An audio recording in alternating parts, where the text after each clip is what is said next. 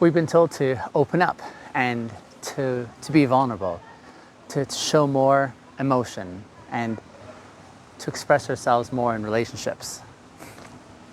But here's the thing that no one really tells us, and that's what it actually feels like or what it looks like when we do. See, they don't tell us that vulnerability doesn't feel warm at first. It feels like falling through air with nothing to catch you. It's like stepping into a room with no walls and everyone's seeing. Like walking into a conversation without your armor in place and you're just hoping that you won't get gutted.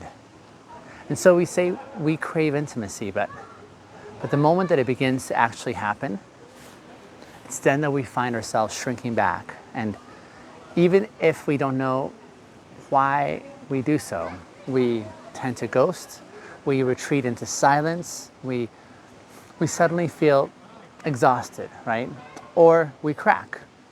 We tell a joke, we change the subject and pretend that nothing has happened. And, oh, you're fine. Okay, no worries.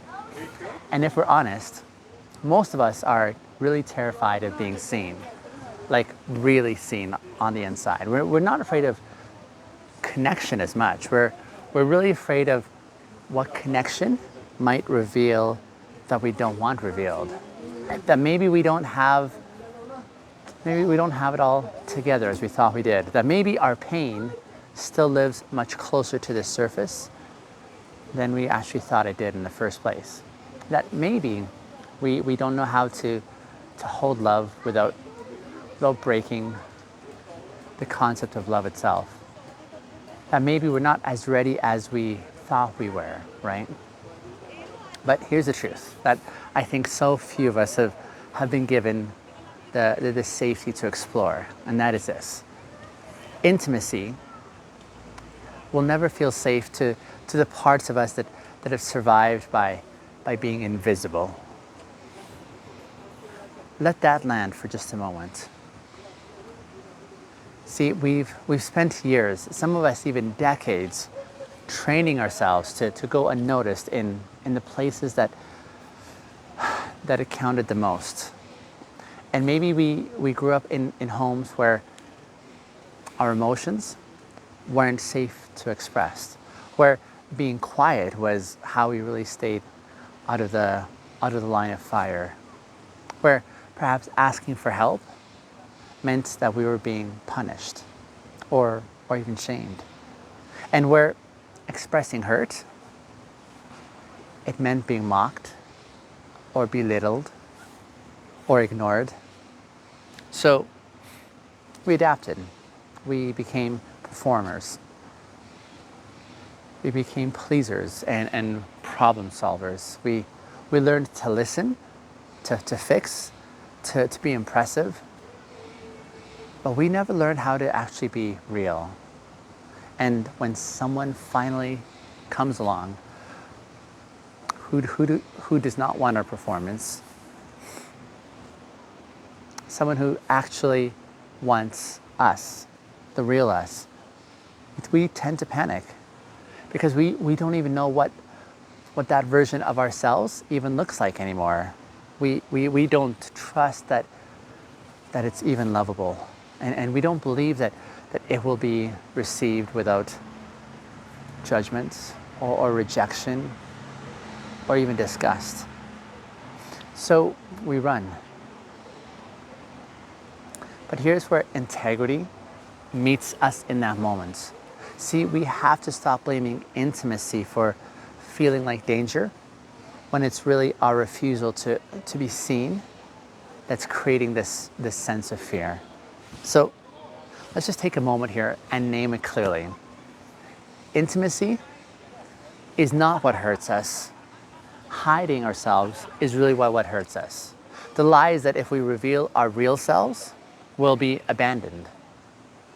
But the real reality is that abandonment is already happening because we're abandoning ourselves like every time that we flinch, every time we kind of move away from being known. And we can't keep asking the women in our lives, or our friends, or our partners, our neighbors, our coworkers, we can't ask them to hold it close when we won't even let them find us in that vulnerable zone. We crave to be chosen, but we disappear before anyone gets the chance to get close enough. And we ache to be safe, especially in love. But we build our relationships on emotional evasiveness, if you will, and on silent self-protection. So, given this scenario, what do we do? Well, let's start by calling ourselves back into the room. Let's stop by equating closeness with exposure. Let's stop assuming being seen is a threat. And instead, let's start noticing where it is that we're pulling away. And instead, get a little more curious about why. And let's begin telling the truth. Not all at once, but like one layer at a time, incrementally, if you will.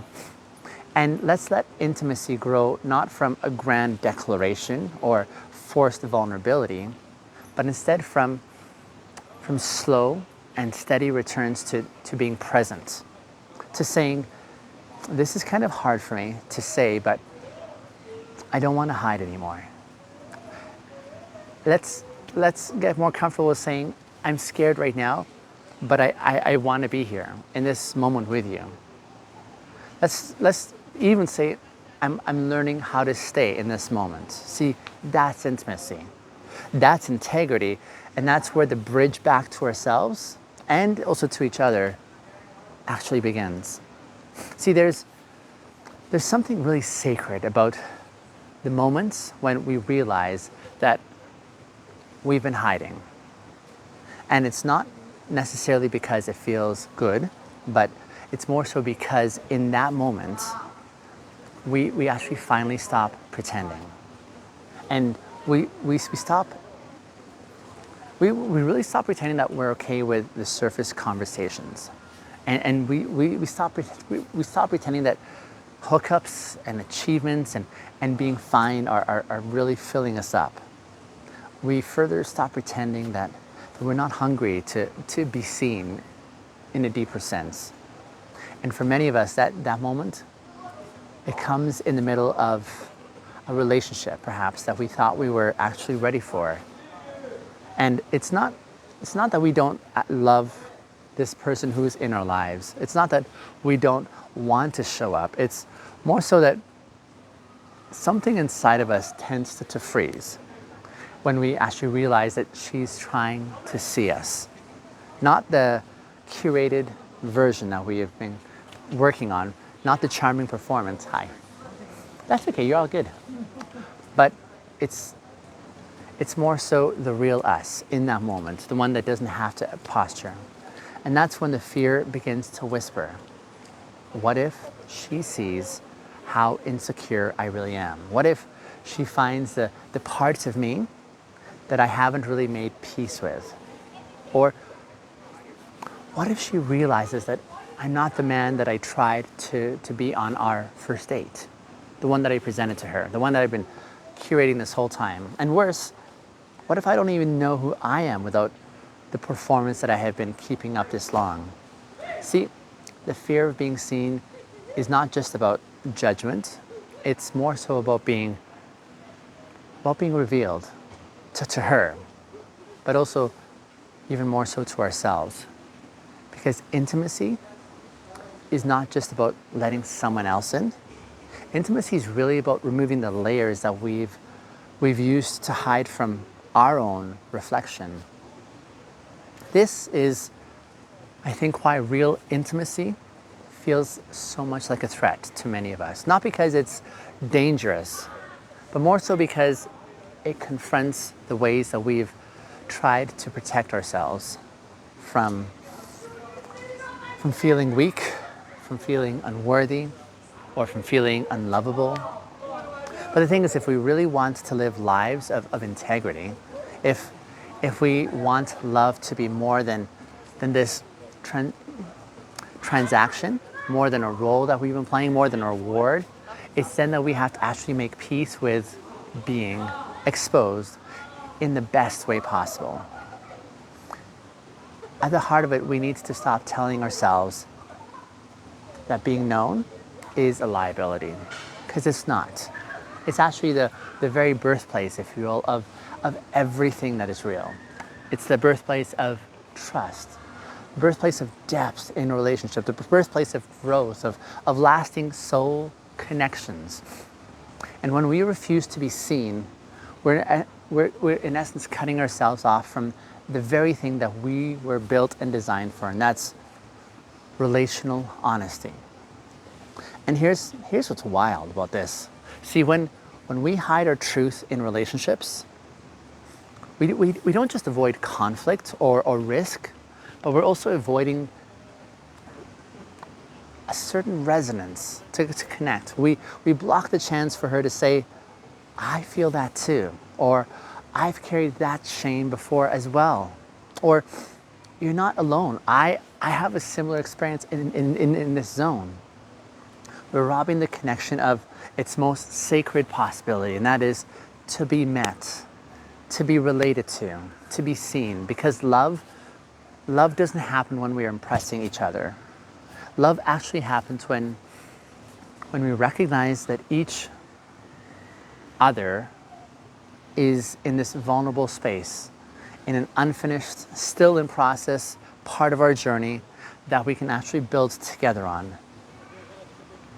So how do we start to let ourselves be seen? Well, all this takes practice. Not performance, but practice.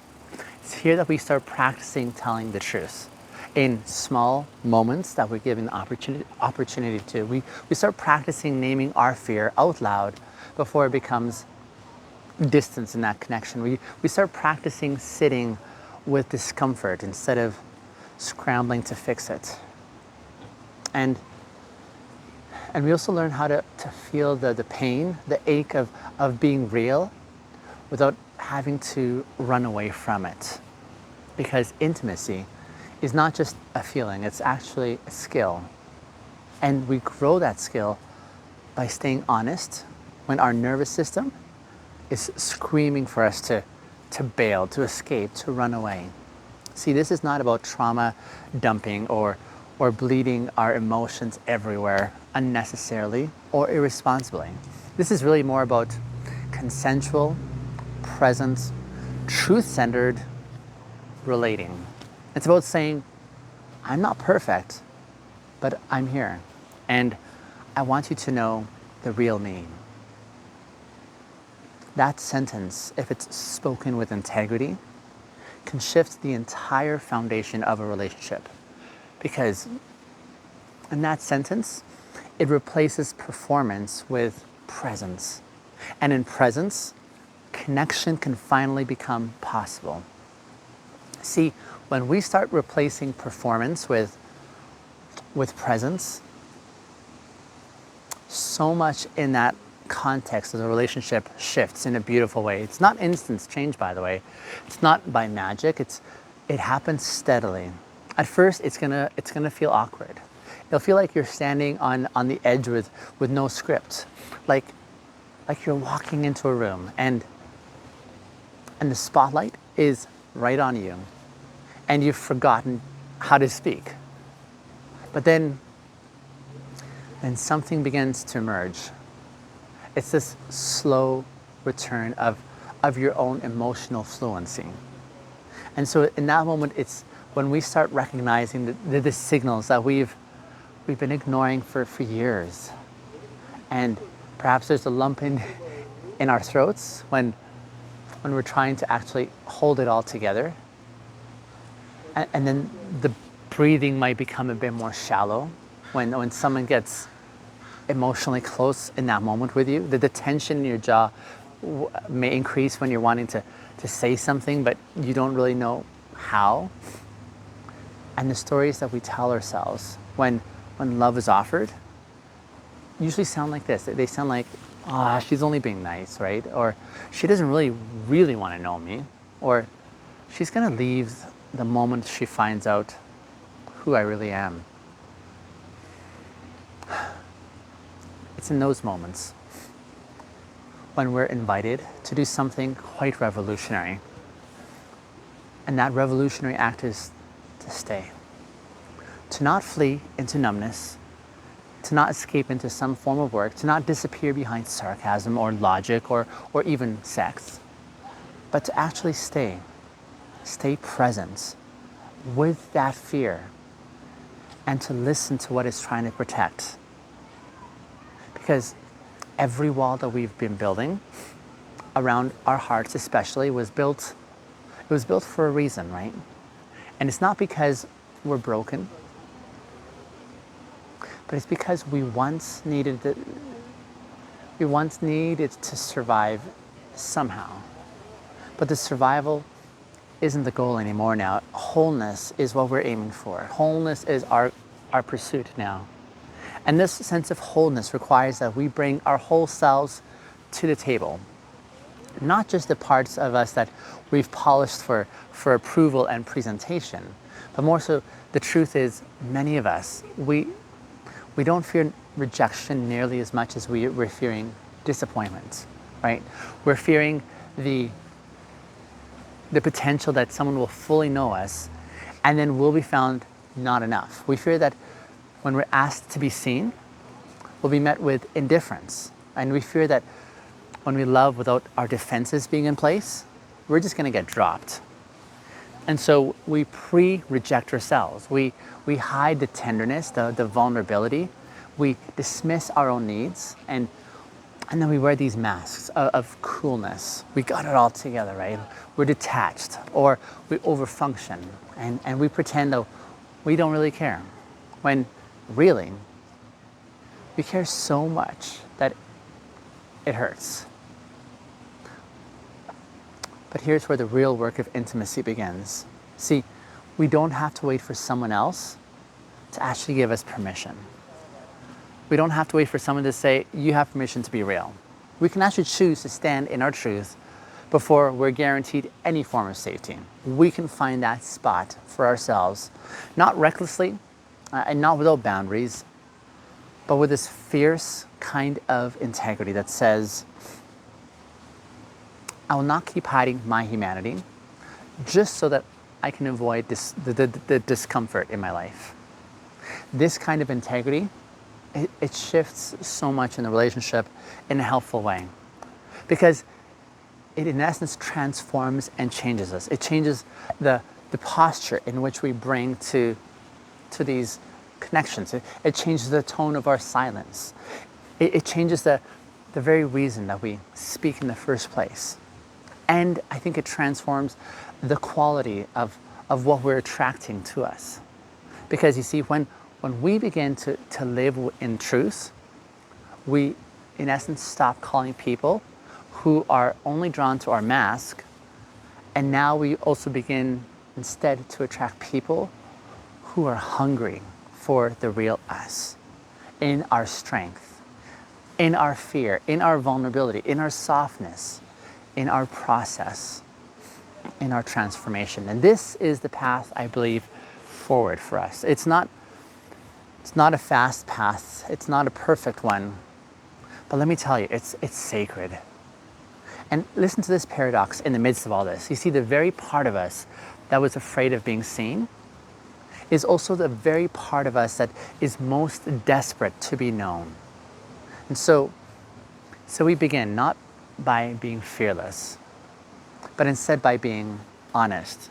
And we say things like, I don't necessarily know how to do this yet, or I'm afraid of what you're going to see when I show you this. But I don't want to keep living behind this wall that I've been surviving behind. So in essence, we're giving voice to the very things that we thought we had to carry alone once upon a time. And slowly over time, we become fluent in a different kind of connection. It's one now that doesn't require constant proof of our worth that we get from someone else. It's one that doesn't actually demand perfection or performance. Now it's one that says, you are not your shame. You are not your fear. You are not your past. You are here in this moment. and you are enough in this moment. There's something deeply disorienting that happens when we first experience this level of intimacy that is rooted in truth. Not seduction, not strategy, not even scarcity, but truth. See, it doesn't feel like fireworks. It feels more like a quiet room, a steady gaze, a sense that you don't need to prove anything in that moment. And that, somehow, that's scarier than the performances you've been keeping up all this while. Because when there's no role that you have to play, then there's nowhere to hide. And for those of us who've spent our lives earning love by shape-shifting, standing still feels like exposure, right? But this is where intimacy reveals its true power. It's not in how much we're desired, but instead it's in how much we're willing to be known without this disguise, this mask that we've been wearing this long. And here's the miracle of that kind of knowing, and that is that we're beginning to feel at home in ourselves, because now something strange is beginning to transpire and happen when someone meets the real you with care and not with contempt. See, the part of us that we once buried or suppressed or stifled is beginning to learn how to breathe again. And so we stop needing to dominate the conversations that we're in. We stop needing, in essence, to explain our past just so that we can justify our pain. We stop needing to manage every perception so that we can avoid rejection. And instead, we can now rest in our presence, right? And that presence, it teaches us something that we were never told in the scripts that we were handed in life. It teaches us this. It teaches us that intimacy is not about being impressive. Intimacy is really about being available. Available to the moment. Available to being wrong. Available to being witnessed in our healing. Available to being in process without shame. See, this is why integrity is not just about morality. It's really about alignment, about bringing who we are on the inside into the full congruence of how we actually show up on the outside as well. Intimacy is really about saying, I want to lead in love, but not from my ego. I want it actually to be strong, but not if it means that I have to be cold. I want to protect her, but not necessarily as a shield against my own vulnerability. I want to be present, but not as a performance to avoid feeling powerless. See, this is what integrity looks like. And intimacy is where that integrity is most tenderly tested. Because love will always call our bluff, right? It will reflect the gap that's between the version of us that we project and the truth that we're still learning how to embody. And so it will surface our contradictions, but not necessarily to shame us. Instead, it wants to heal us. It's in the relationships that our deepest protective patterns rise to the surface.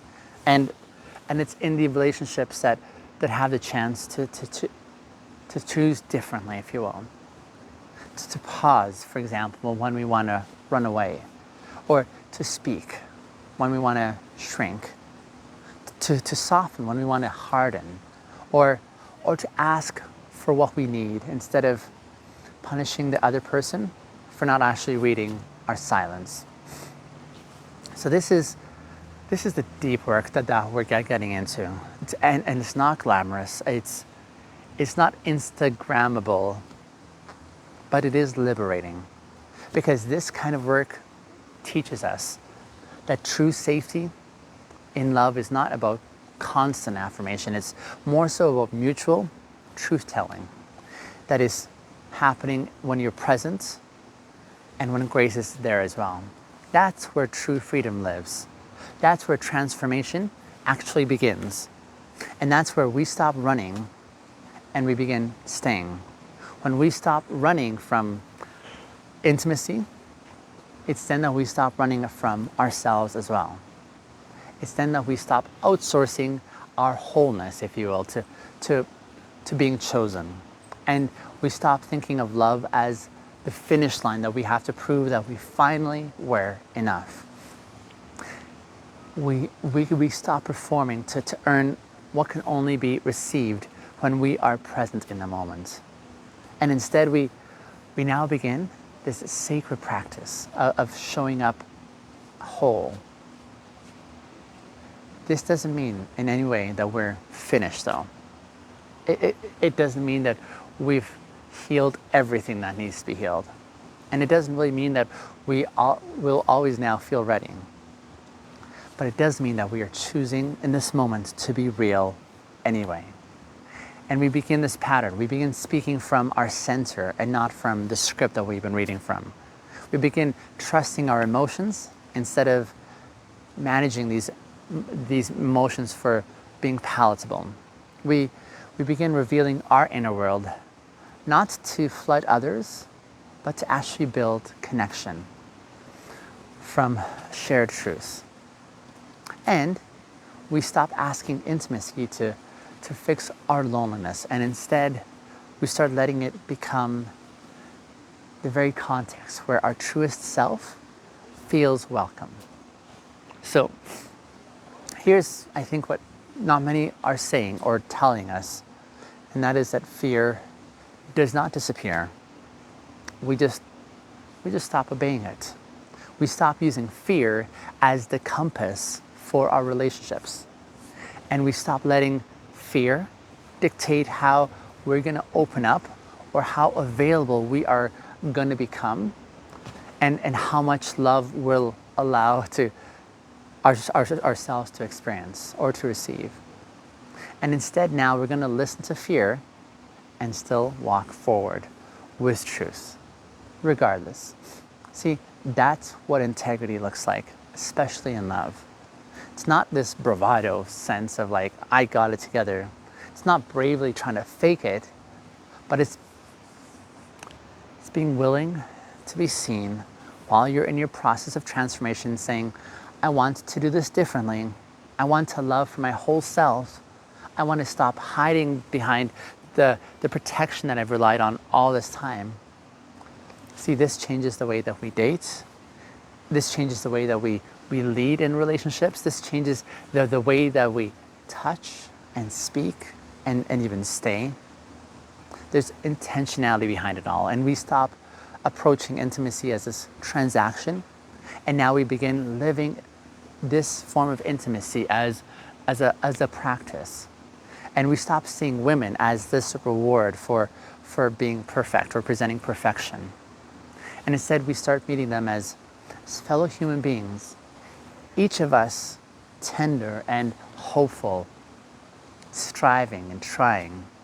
And when we stumble, and we will, we don't default to shame anymore. We actually default to presence. Because now we know this, that love is not found in pretending to be perfect. Love is actually found and built in the moments when we choose to be honest and connected and real, authentic. So today, maybe we don't need to be fearless. Maybe today we just need to be faithful. Faithful to ourselves and to the truth that we hold, to the possibility of what connection could be that doesn't actually cost us our soul. This is how I believe we rewrite our own story. This is how we stop running. This is how we learn to stay. Stay with her, stay with truth, our truth, stay with ourselves. See, intimacy doesn't start when we find the perfect person.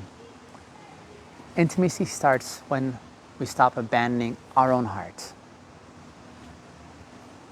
And in that sacred moment of returning to yourself, of honoring yourself, we finally stop craving what we already were striving for. And that is, now we're present, we're honest, we're whole, we're seen and loved.